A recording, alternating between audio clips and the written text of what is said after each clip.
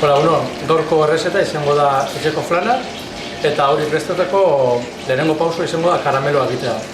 Horretarako 200 gramo azukre eta 100 gramo ura beharko dugu, eta sartagin batean zutan jarriko dugu.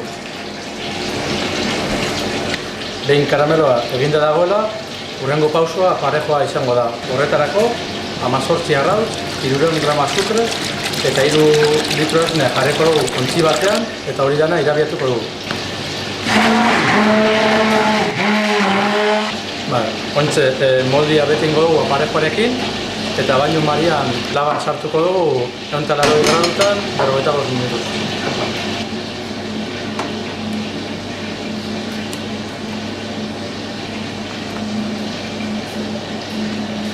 Eta 45 minutu pasatu dira, eta hori labatik aterako flana.